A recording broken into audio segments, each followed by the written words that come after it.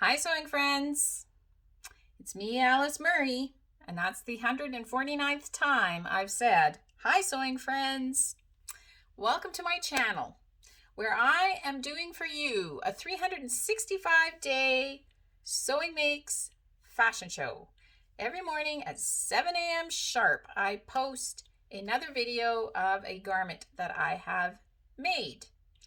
Except for this week. It's not just garments I've made, it's also garments I have refashioned. I'm doing 7 days, a 7-day series of refashioning. And I love refashioning. And I don't know if you call it refashioning, upcycling, reimagining, whatever you call it, I love it. I will show you what I did, and then we will talk about it.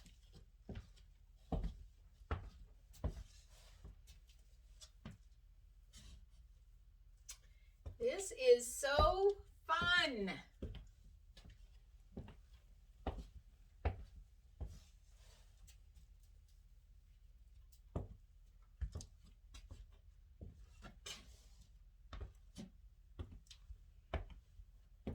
I can't wait for the summer to wear this somewhere.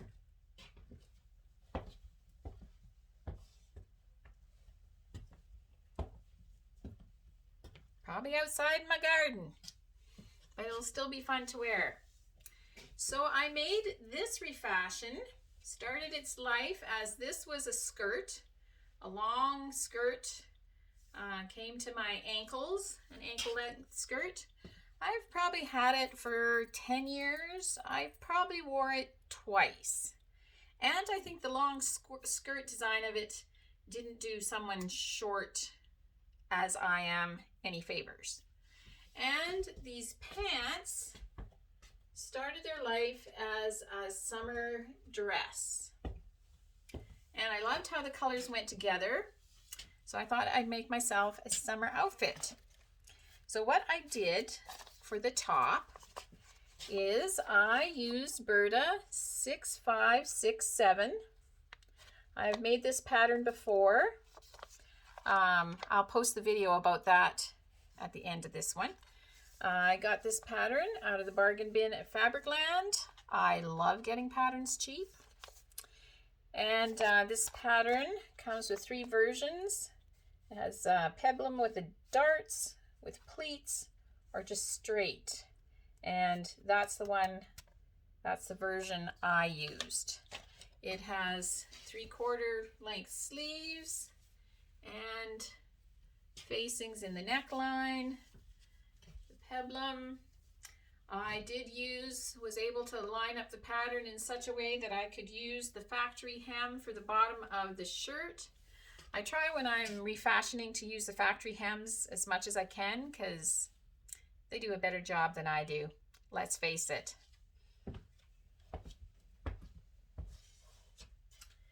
And these pants were so easy peasy.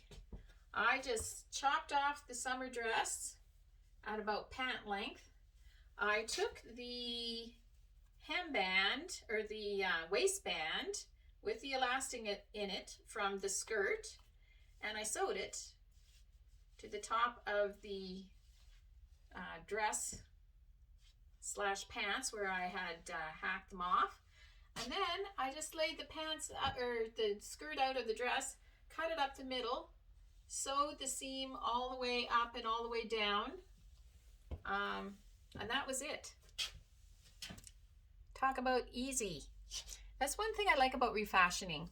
I love sewing, but sometimes, you know, with refashioning, it is like you get a quicker fix on getting something done. So that's what I like. Yeah.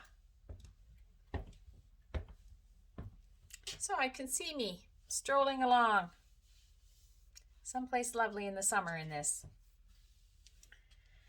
And at the end of all of my videos, I try to end with a tip or a grateful thread.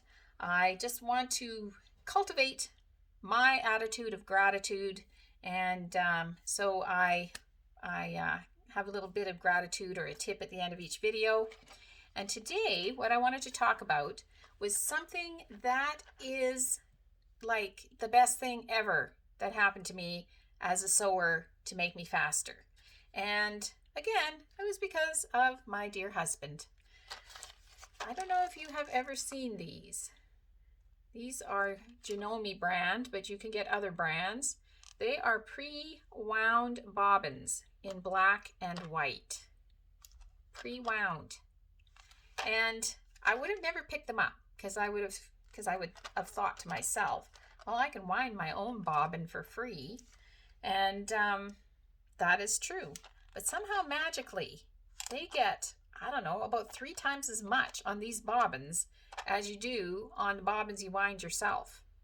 And you can sew forever with these bobbins.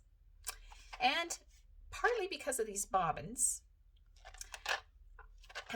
I sew mostly, I would say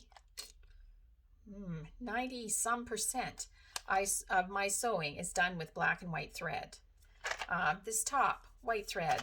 These pants, white thread. If I'm making a pattern that involves some top stitching, I may put colored thread on the top, especially if it's red. Black and white, neither of those go very good with red.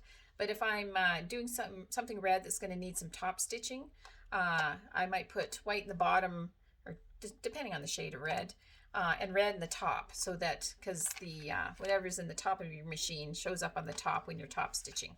So most of the time I use either white or black, these bobbins, and these bobbins are awesome. And I think these bobbins, correct me if I'm wrong, please correct me if I'm wrong, but I think these bobbins are mostly used by quilters and not by people who make garments. But I'm here to tell you, they work great. And just another little tip for if you do have to fill a bobbin, the way I do it now, this sounds kind of crazy, I gotta tell you. But the way I do it now, I used to, unthread my machine, thread the bobbin, wind it around all the stuff, and then fill the bobbin, which didn't seem to last very long. What I do now is I put the thread in the bobbin, click the bobbin into the place where it fills the bobbin, and then I hold on the thread and I keep a tension on it. And I start winding it a little bit till I can cut off the top thread till it's holding. And then I just hold it in my hand, it comes through my fingers, and I hold it kind of tight to make tension in it so that as it winds, not too tight, but just so that it winds tightly onto the bobbin. And it seems like I can get a lot more thread on it, and then the bobbin lasts a lot longer. And the less time we spend filling bobbins, the more time we can spend sewing. And you wouldn't think that makes a big difference, but these packages, I tell ya, so much more thread in them. And they're not very expensive. I see the price is marked off on this, so I can't remember what they are, but they are not horribly expensive at all. So that is what I'm grateful for today. And I hope that you are refashioning or sewing or doing something else creative in your life, because sewing is so much fun. Talk to you again tomorrow.